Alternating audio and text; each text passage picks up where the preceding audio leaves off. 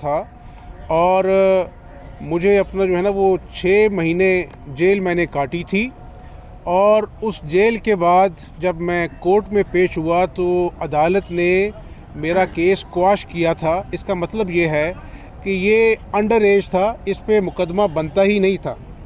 اس کے بعد مشرف صاحب کا 10 سالہ دور تھا جب لوگوں کو ملک سے جانے کی اجازت نہیں ہوتی، مجھے شہر سے باہر جانے کی اجازت نہیں تھی، اور مجھے اپنا جو ہے وہ ہر طرف پیچھا کیا جاتا تھا۔ 10 سال کی بات کر رہا ہوں۔ اس وقت بھی اللہ کے فضل و کرم سے شریف خاندان سرخرو ہوا تھا۔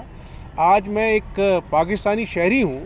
جب میں جاتا ہوں ایئرپورٹ پہ تو مجھے بتایا جاتا ہے جی کہ آپ کا نام جو ہے آپ جا نہیں سکتے۔ میں نے کہا میرا نام ECL میں نہیں ہے، میرا فنڈامنٹل رائٹ ہے، میرا بنیادی حق ہے کہ میں اپنا جو ہے اس کو استعمال کرتے ہوئے باہر جاؤں۔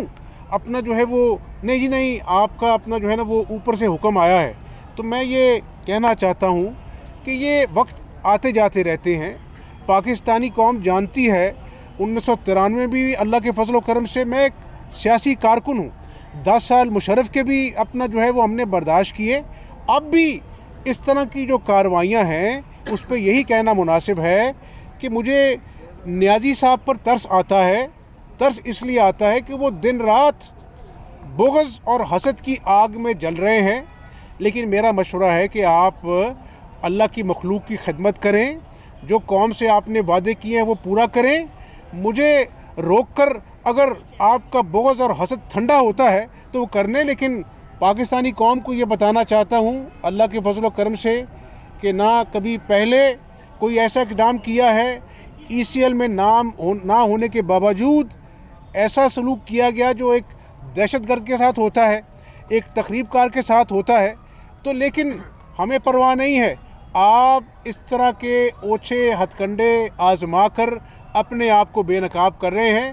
پاکستانی قوم جانتی ہے کہ ہم نے 10 سال مشرف کا بھی احتساب جھیلا ہے۔ آپ کا بھی اپنا جو ہے وہ بغض اور حسد ٹھنڈا ہو جائے، لیکن نیازی صاحب بات کرنے سے پہلے، کوئی ایسا ہتھ کنڈا آزمانے سے پہلے اپنی کابینہ میں بھی دائیں بائیں دیکھا کریں۔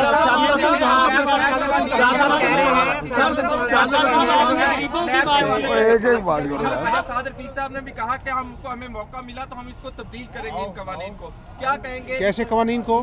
نیب کے قوانین کو کیا آپ سمجھتے ہیں کہ نیب کو تبدیل ہونا چاہیے؟ میں سمجھتا ہوں کہ دونوں طرف اپنا یہ خیال ہے، اور پاکستانی قوم روز دیکھتی ہے کسی کو کیس بننے سے پہلے بلایا کسی اپنا کیس میں جاتا ہے، گرفتار کسی کیس میں کر لیا جاتا ہے۔ کوئی ایسے ہیں جن کے اوپر ریفرنس بھی فائنل ہو چکا ہے، ان کو گرفتار نہیں کیا جاتا ہے۔ اپنا جو ہے وہ سپریم کورٹ کہتا ہے کہ اب بس کر دو۔ یہ حالیہ ریمارکس ہیں کہ آپ اپنی حد سے تجاوز کر رہے ہو۔ تو میرا خیال ہے کہ اس بات کو سمجھنا ہوگا، احتساب کے حق میں ہم ہیں، احتساب ہونا چاہیے۔ جس نے اس ملک کا پیسہ لوٹا اس کے خلاف کارروائی ہونی چاہیے، لیکن یک طرفہ احتساب نہیں ہونا چاہیے۔ یہ نیب کا قانون جو ہے اس کے اندر امینڈمنٹس ہونی چاہیے تاکہ قوم کو بھی اعتماد ہو کہ واقعی احتساب ہو رہا ہے۔ یہ تو احتساب کے نام پر نیازی صاحب انتقام لے رہے ہیں۔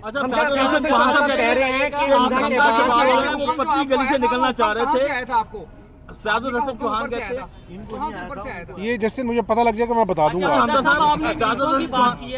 غریبوں کی بات کی ہے بار بار، لیکن سوال یہ تھا کہ اتفاق فاؤنڈری کی 240 کنال اراضی جو ہے واگزار کروائی گئی ہے، تو کیا آپ بھی غریب ہیں؟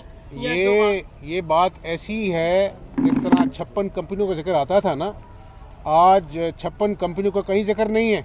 شہباز شریف کو کہا جاتا تھا کہ یہ آشیانہ میں اربوں روپے کا غبن کیا ہے۔ آخری جو پیشی تھی اس پہ نیب کے پاس بتانے کے لیے کچھ نہیں تھا، نہ 1 انچ زمین گئی، نہ 1 پائی قومی خزانے سے گئی۔ تو یہ رام کہانی چھوڑ دیں، لوگوں کے کام کریں۔ آج کراچی کی عوام جو ہے وہ گیس کو ترس گئے ہیں، CNG اسٹیشن بند ہیں، بسیں بند پڑی ہیں، وہ آپ کی جان کو رو رہے ہیں۔ آج مہنگائی سے ایک غریب آدمی کی کمر ٹوٹ چکی ہے، تو مہربانی کریں، خدا را رحم کریں۔ وہ 100 دن کا رونا تو آپ نے رو لیا جس میں سے کچھ بھی نہیں نکلا۔ آگے آپ کو قوم کی خدمت کریں، ورنہ قوم سے معافی مانگ کے گھر چلے جائیں۔ رہنما مسلم لیگ نون حمزہ شہباز لاہور میں میڈیا سے گفتگو کر رہے تھے. ان کا کہنا تھا کہ باہر جانا میرا فنڈامنٹل رائٹ ہے. میرا